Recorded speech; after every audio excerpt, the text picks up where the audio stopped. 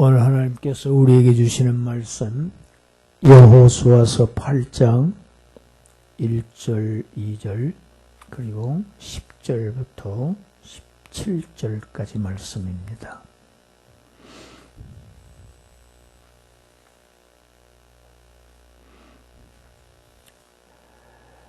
함께 읽습니다. 먼저 1절, 2절 읽습니다. 여호와께서 여호수아에게 이르시되 두려워하지 말라, 놀라지 말라, 군사를 다 거느리고 일어나 아이로 올라가라. 보라, 내가 아이 왕과 그의 백성과 그의 성읍과 그의 땅을 다 내 손에 넘겨주었으니 너는 여리고와 그 왕에게 행한 것 같이 아이와 그 왕에게 행하되 오직 거기서 탈취할 물건과 가축은 스스로 가지라.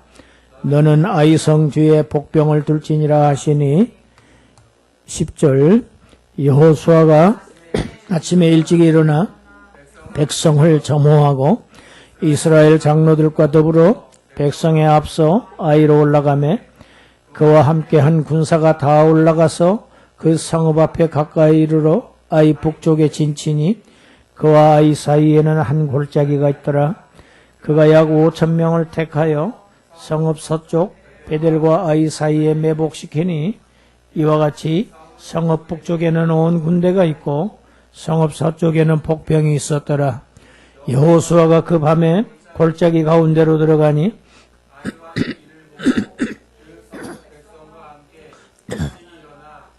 급히 나가 아라바 앞에 이르러 정한 때에 이스라엘과 싸우려 하나 성읍 뒤에 복병이 있는 줄은 알지 못하였더라.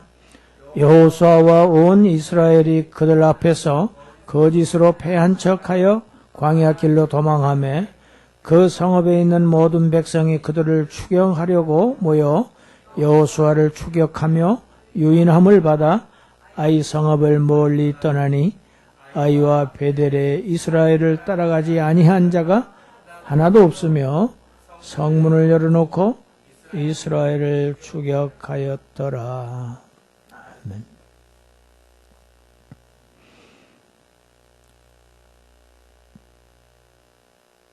이스라엘 민족은 출애굽부터 하나님의 기적을 직접 보았습니다. 자신들의 눈으로. 출애굽 자체가 기적이지요. 홍해 바다를 걷는 것은 천지를 창조하신 하나님만이 이 청지의 운행에 법을 정하신 입법자만이 그 법을 거꾸로 돌리시는 기적을 행하실 수 있습니다. 그것이 홍해 바닷물을 가르신 역사입니다.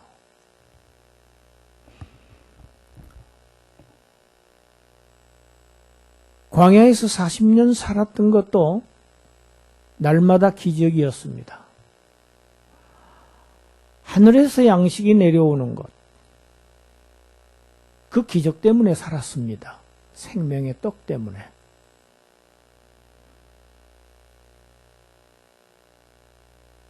광야에서 가장 필요한 것은 물입니다. 물이 어디서 나왔습니까? 샘이 아니었습니다. 사막 한복판에서 바위 속에서 물을 내주셨습니다. 기적이었습니다. 강력한 군대를 거느린 시혼과 옥을 쳐서 멸하신 것.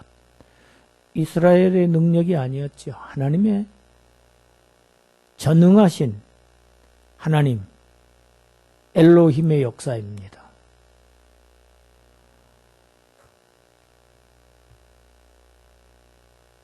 약속하신 땅에 들어가는 것도 역시 기적을 통해서였습니다. 요단 강물을 서게 하신 하나님. 어느 것 하나 기적 아닌 것이 없었어요.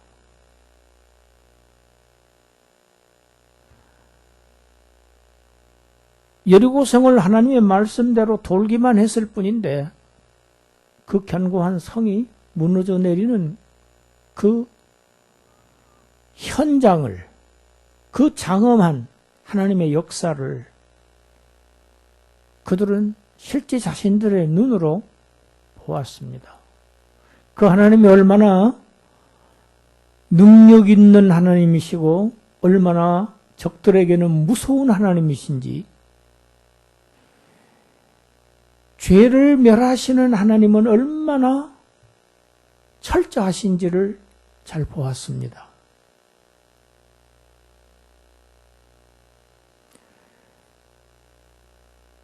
기적적으로 요단을 건넜고 초자연적인 힘으로 여리고 전투에서 승리를 거두었던 이스라엘 백성들, 바로 곧 이어서 아이성 전투에서는 아주 처절하게 패배하고 맙니다.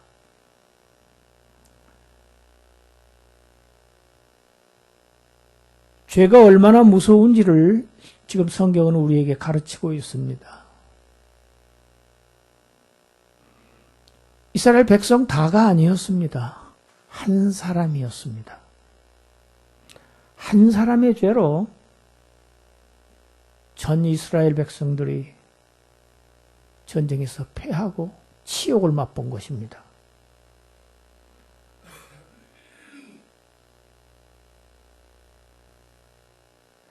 앞으로도 얼마나 많은 전투를 치루어야 하는데 수많은 전쟁을 이제 겪어야 할 이스라엘. 이제 그들은 전쟁에서 이길 동력을 끊기고 말았습니다. 하나님께서 그들과 함께 하시지 않은 것입니다. 그것이 전쟁의 패배의 원인이었죠. 왜? 거룩하신 하나님은 죄가 있는 곳에는 역사하시지를 않습니다. 함께 하시지 않습니다. 왜? 거룩하시기 때문입니다.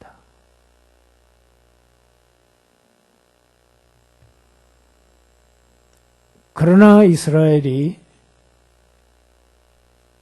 하나님의 진노의 원인이 되었던 이 아간을 처형하자 상황이 바뀝니다. 하나님께서는 여전히 자기 백성을 버리지 않으셨다는 확신을 지도자 모세에게 주십니다. 두려워하지 말라, 놀라지 말라. 여호수아가 하나님으로부터 이 격려의 말씀을 들었을 때는 여호수아의 심장은 뛰었습니다. 처음 듣는 얘기가 아니었습니다. 두려워하지 말라, 놀라지 말라. 내가 너와 함께 하리라. 이 말씀은 여호수아가 40년 전에 12 정탐꾼의 일원으로 파견될 때 모세로부터 들었던 말입니다. 40년 후에 여호수아가 아직 나이가 어렸을 때 모세로부터 통치권을 이양받을 때 그때 모세로부터 들었던 말입니다. 모세가 죽은 직후에 하나님께서 동일한 말씀을 여호수아에게 하셨습니다. 두려워하지 말라, 놀라지 말라. 내가 모세와 함께 했던 것 같이 내가 너와 함께 하겠다. 이 말씀을 지금 이 중요한 시기에 다시 듣게 된 것입니다. 내가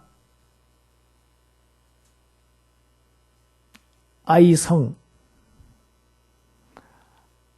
아이성의 왕, 그 백성들, 그 땅 다 내 손에 넘겼다. 너는 여리고 성에서 한 것과 똑같이 아이성에서 그렇게 아이성을 진멸하라. 내가 너와 함께 하겠다. 얼마나 확신을 얻었겠습니까? 전쟁에서 패해서 정말 이제 여호수아의 사기가, 의욕이 지금 완전히 떨어져 있는 이 시기에 이러한 여호와 하나님의 말씀은, 격려의 말씀은 여호수아로 하여금 다시 일어설 수 있게 하는 그러한 힘을 북돋아 주시는 말씀이었어요. 여러분, 우리가 의기소침해 있을 때, 우리가 패배했을 때 우리를 다시 일으켜 세울 수 있는 것은 이러한 하나님의 말씀을 통해서입니다. 하나님의 말씀이 우리를 다시 일으켜 세우십니다. 말씀에서 힘을 얻게 됩니다. 이것이 하나님의 사람입니다. 이것이 하나님의 백성입니다. 여리고에서 한 것과 똑같이 하라. 그러나 단 한 가지가 다릅니다. 아이성의 모든 전리품은 다 너희가 가져도 좋다. 여리고 때와 다르지요. 왜 여리고와 아이가 다른가?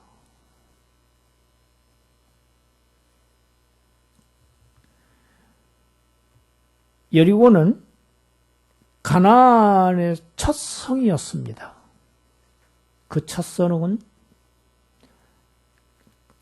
하나님께 거룩하게 구별되어 바쳐진 것이라는 설교를 제가 했었습니다. 그것은 사람의 것이 될 수가 없습니다. 하나님의 것이기 때문이었습니다.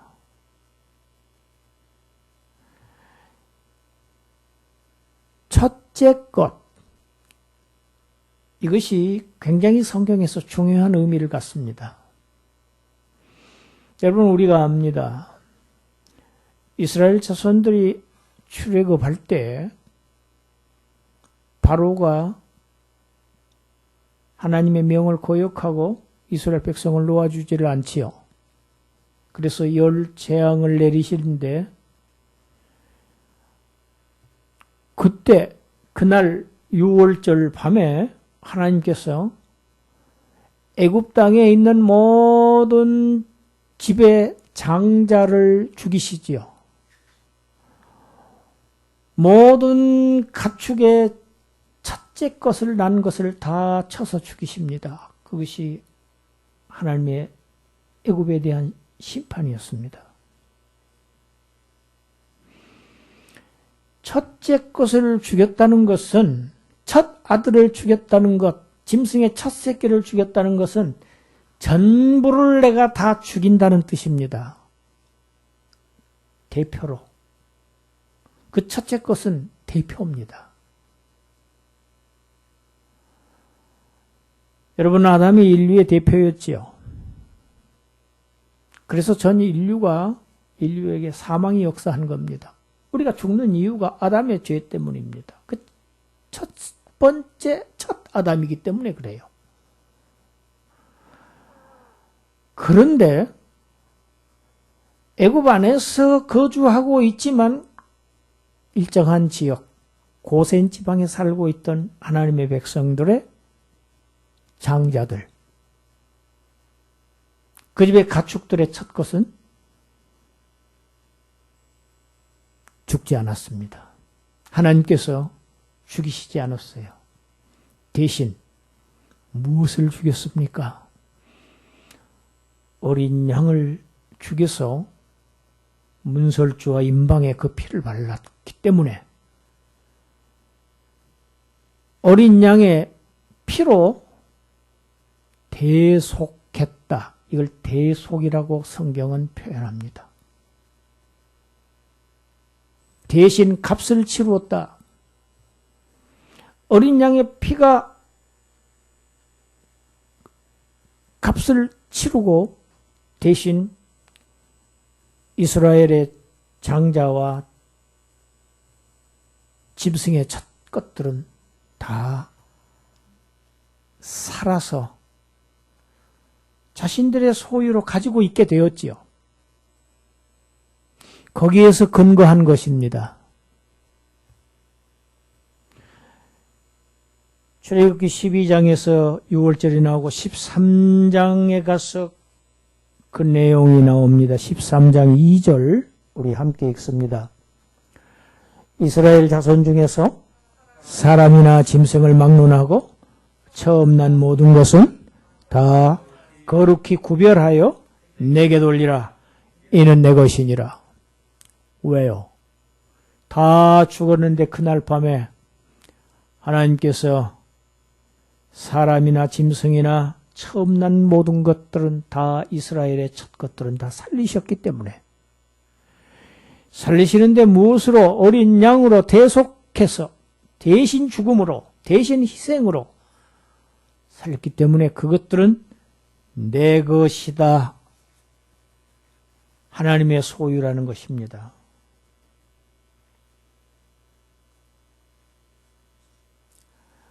이렇게 처음 난 짐승. 그런데 처음 난 짐승을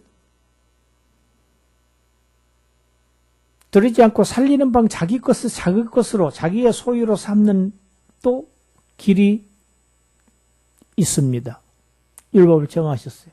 그것은 대신 다른 희생을 하나를 바쳐야 됩니다. 대속의 그 희생을 바침으로 인해서 그 짐승을 살려서 자신의 소유를 삼을 수 있고 장자인 경우에는 짐승으로 대속해서 자신의 자녀로 살려서 소유할 수 있게 하셨습니다. 그런데 어떤 것으로도 대속할 수 없는 것이 성경에 세 가지가 나옵니다.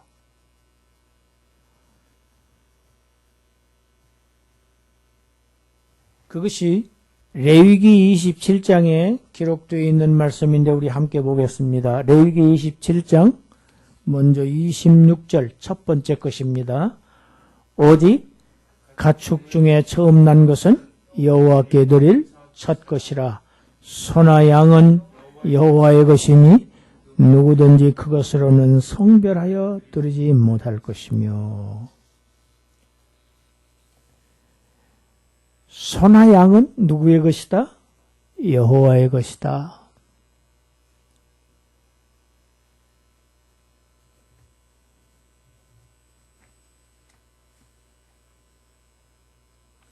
이미 하나님의 것입니다. 그걸 가지고 제가 하나님께 이걸 들어주세요. 제 기도를 들어주세요. 서원의 예물로 드릴 수 없다는 것입니다. 왜냐하면 그것은 처음부터 하나님의 것이기 때문에. 두 번째가 제가 설교했습니다. 여리고 성에 관한 것이죠. 레위기 27장 28절 29절 읽습니다. 어떤 사람이 자기 소유 중에서 오직 여호와께 온전히 바친 모든 것은 사람이든지 가축이든지 기업에 바치든지 팔지도 못하고 무르지도 못하나니 바친 것은 다 여호와께 지극히 거룩함이며 온전히 바쳐진 그 사람은 다시 무르지 못하나니 반드시 죽일지니라. 지금 아간이 이 죄를 범한 거죠. 온전히 바쳐진 것이 그것은 하나님의 진노의 대상입니다. 하나님의 진노는 반드시 창세기에 보면 아담에게 그렇게 말씀하셨어요. 모든 것을 다 내 마음대로 따먹되 선악을 분별하는 이 지혜는 하나님의 것이다. 이것은 내 것으로 삼아서는 안 된다. 그것을 내 것으로 삼는 날에는 너는 반드시 죽는다. 죽음의 심판을 경고하셨습니다. 그래서 아담은 죽었고 아담의 전 후손은 연대되어 있는 후손들은 다 죽음을 당할 수밖에 없는 존재입니다.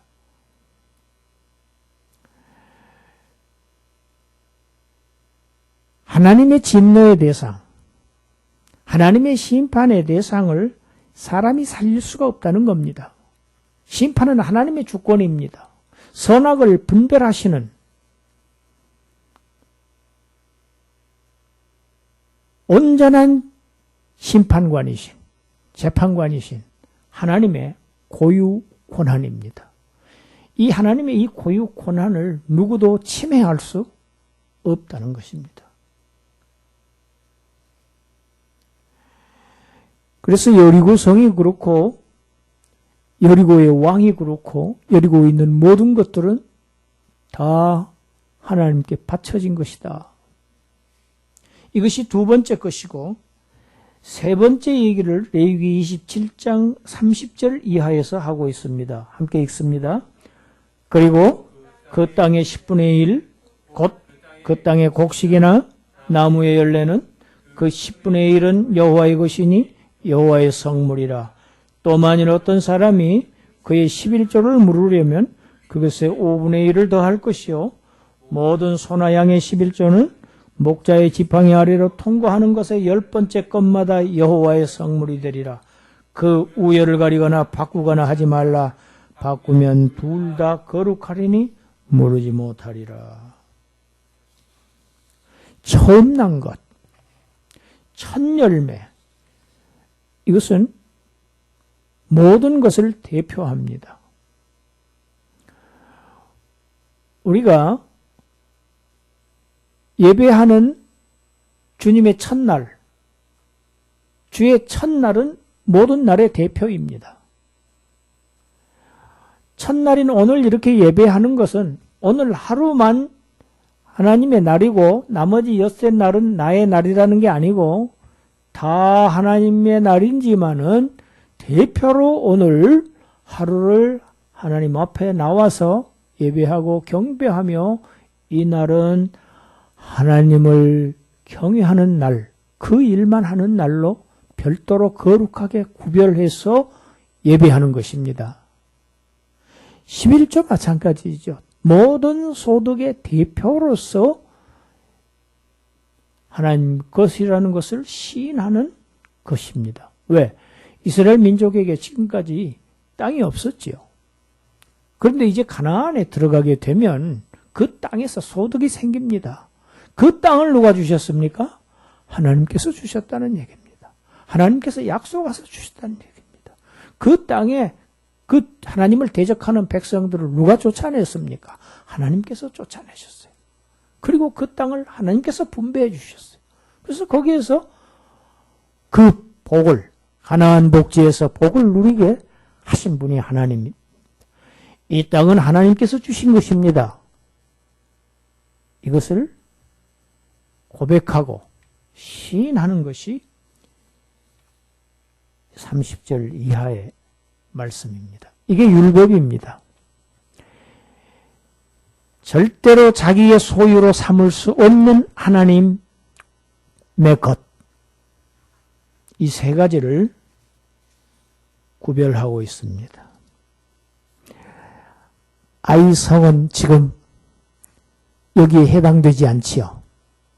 그래서 너희의 소유. 이제 여리고를 제외한 앞으로의 모든 전투에서의 전리품은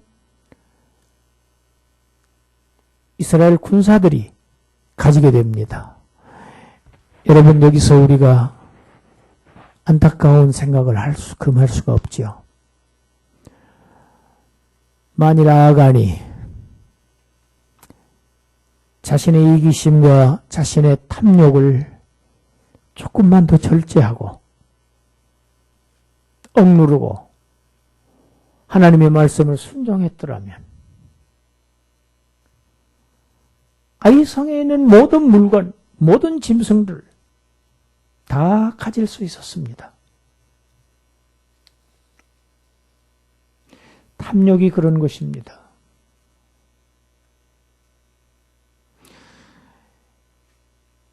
아이성의 전투의 전략은 여리고와 달랐습니다. 이스라엘은 아이성을 돌지도 않았고 아이성 역시 기적적으로 무너져 내리지도 않았습니다. 정상적인 방법으로 아이성을 정복해야 했습니다. 하나님께서는 항상 똑같은 방법으로 일하시지 않습니다. 하나님은 어떤 방법에 매여서 역사하시는 분이 아니십니다. 우리가 이런 점에 굉장히 유의해야 합니다. 우리는 고정관념이라는 게 있죠. 고정관념. 교회에서 어떤 일은 이렇게 해야 됩니다. 과거에 꼭 이렇게 했으니까 이번에도 이렇게 해야 됩니다. 꼭 그렇지 않은 경우가 있을 수 있습니다. 그것을 우리는 염두에 두어야 합니다. 정상적인 전투로 아이성을 정복해야 하는데 그렇지만 전략은 아주 교묘했습니다. 하나님께서 지시하신 전략은 성 뒤로 군사들을 숨기라고 하시는 매복 전술을 지시하셨습니다. 여러분, 이 매복 전술은 굉장히 효과적인 전술입니다. 저는 군에 있을 때 월남에서 특별히 이 매복을 많이 했습니다. 매복은 꼭 밤에 가서 하지요. 낮에는 들킵니다. 환하니까. 그래서 밤에 가서 일찍 저녁을 먹고 군장을 꾸려서 필요한 모든 군장, 폭발물, 수류탄보다 훨씬 강력한 폭발물들 다 지닌 채 적이 올만한 곳에 가서 미리서 거기서 대기하고 기다리는 것입니다. 이것이 매복입니다. 그러니까 적과 마주칠 작정을 하고 나가는 것이 매복입니다. 밤에 매복조에 걸리면 그 걸린 군사들은 대패할 수밖에 없습니다. 왜? 벌써 매복조는 적을 기다리고 있는 것이죠. 모든 준비를 다 맞춰놓고 아군의 피해를 최소로 줄이면서 적을 강력하게 공격할 수 있는 방법이 바로 매복전술입니다.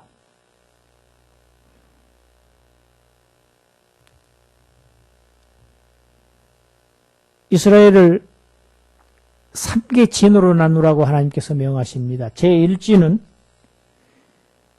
용사 3만 명을 뽑아서 밤에 아이성의 서쪽에 매복을 시켜. 여러분, 3만 명이면 적은 숫자가 아닙니다. 어떻게 3만 명을 매복시킬 수 있었을까? 이곳의 지형이 아주 바위가 많은 곳입니다. 여러분, 이런 지형이라야 숨을 수가 있습니다. 은폐가 가능하고 은폐, 그럽니다. 군에서는. 그리고 이진은 다음날 아침에 이 길갈을 출발합니다. 이 본진인데 이 본진을 지휘하는 것은 여호수아갑니다. 이들은 아이성 북쪽 평지에 진을 칩니다. 그리고 제3지는 아이성 옆에 베델이 있습니다.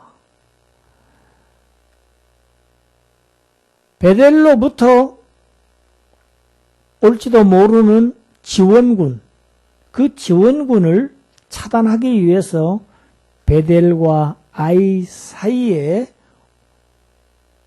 5,000명을 또 매복시킵니다. 골짜기에 매복시킵니다. 여호수아를 앞에 하고 주력 부대가 그날 밤에 아이성을 향해서 갑니다. 그런데 아이성에서 가만히 내려다 보니까 여호수아의 이 본진이, 이스라엘의 이 본진이 골짜기로 들어가는 겁니다. 여러분, 군대가 골짜기로 들어가는 것은 죽으려고 들어가는 거나 다름이 없습니다.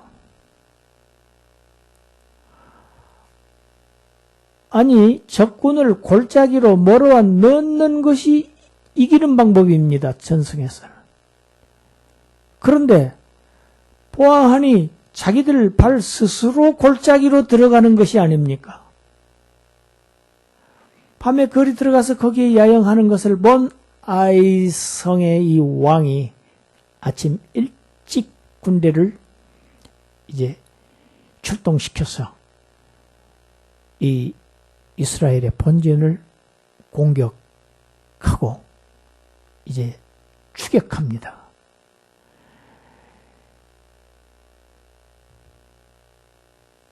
이런 기회가 또 있을 수가 없죠. 절호의 기회입니다. 아이 왕의 추격을 받은 이스라엘 군대들 쫓깁니다. 폐주해서 도망갑니다.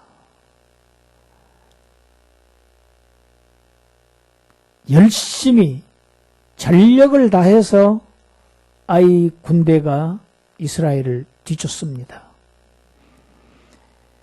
상당한 거리를 추격을 했는데 그들은 성문을 열어둔 채로 아주 거기에 집중했습니다. 그때 18절에 오늘 본문은 너무 길어서 지금 17절까지만 했는데 18절에 보면 하나님께서 여호수아에게 그때 명하십니다. 내 손에 잡은 단창을 들어서 아이성을 가리키라. 내가 이 성을 내게 넘겨주리라. 이 말씀대로 단창을 든 손을 들어서 아이성을 가리킬 때에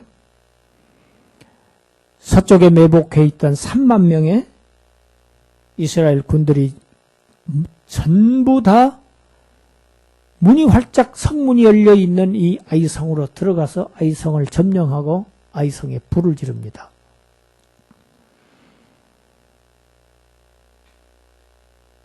아이왕, 추격하던 아이왕이 뒤를 돌아다 보니 불기둥이, 검붉은 불기둥이 성에서 하늘을 뒤덮고 있습니다. 이제 진퇴양난이 되고 말았습니다. 쫓기던 이스라엘의 본진은 뒤로 돌아서 추격하던 아이 군대를 공격하고 매복해 있던 이스라엘 군대가 협공을 합니다. 완전히 가운데서 협공을 당해서 이날 아이 사람 12,000명이 죽었다고 성경이 증언하고 있습니다. 아이 성은 완전히 폐허가 됐고 아이 왕은 나무에 달려 매달았다가 돌무더기에 매장시켰습니다. 모든 전리품은 다 이스라엘의 군사들이 다 가졌습니다.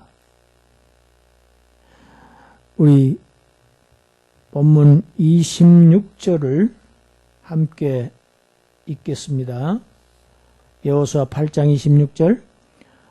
아이 주민들을 진멸하여 바치기까지 여호수아가 단창을 잡아 든 손을 거두지 아니하였다. 여러분 어떤 말씀이 생각나시죠? 출애굽기 17장 아마 이스라엘이 아말렉과 전투를 할 때 모세가 지팡이를 든 손을 들고 있으면 이스라엘이 이기고 힘이 빠져서 손이 내려가면 아말렉이 이겼던 것을 여러분 기억하실 것입니다.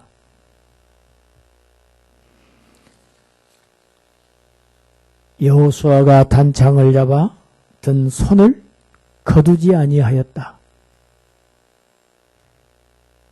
여호수아는 하나님의 말씀을 따랐습니다. 여호수아는 하나님을 의지했습니다. 하나님으로부터 확신을 찬 하나님의 격려의 말씀을 듣고 성전에 대한 확신을 가지고 의심 없이 하나님께서 명하신 방법대로 자기 방법이 아니었지요. 하나님께서 지시하신 대로 그대로 따랐습니다. 그 결과가 완전한 전쟁의 승리로 나타난 것입니다.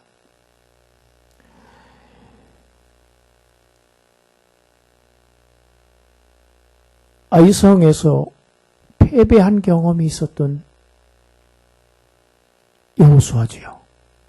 그런데 이제 그 패배를 승리로 바꾸었습니다. 그리고 그 승리의 영광을 하나님께 돌렸습니다.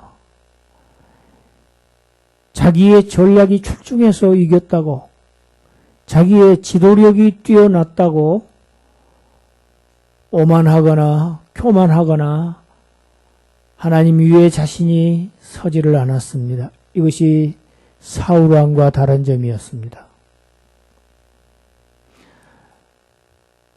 오늘 말씀을 보면 실패한 자에게도 하나님께서는 기회를 주신다는 것을 우리가 알 수 있습니다.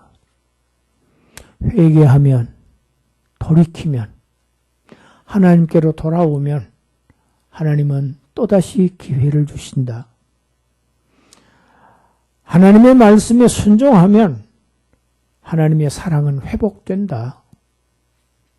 하나님은 자기 백성을 결코 버리시지 않는다.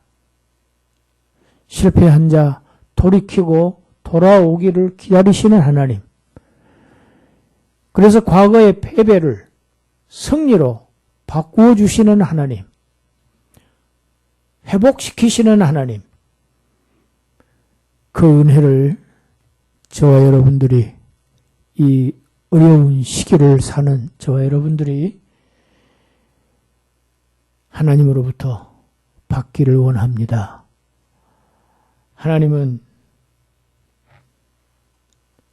회복하시는 하나님입니다.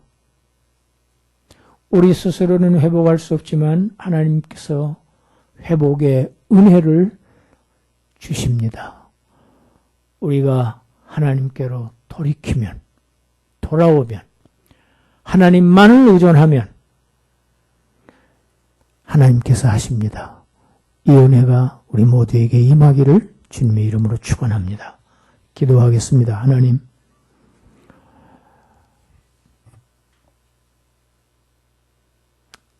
패전에 쓴 고비를 겪었던 이스라엘, 어려운 시기를 정말 수치스러운 그 시기를 하나님의 말씀에 순종함으로, 죄를 청산함으로 하나님의 사랑과 하나님의 은혜와 하나님의 능력을 다시 회복하였던 이스라엘을 통해서 오늘 우리에게 교훈하시는 바를 우리 모두 받아들여서 실패를, 패배를 승리로 바꾸는 그러한 기적들이, 놀라운 역사들이 일어나는 교회, 성도들 되게 하여 주시옵소서. 예수님 이름으로 기도드리옵나이다. 아멘.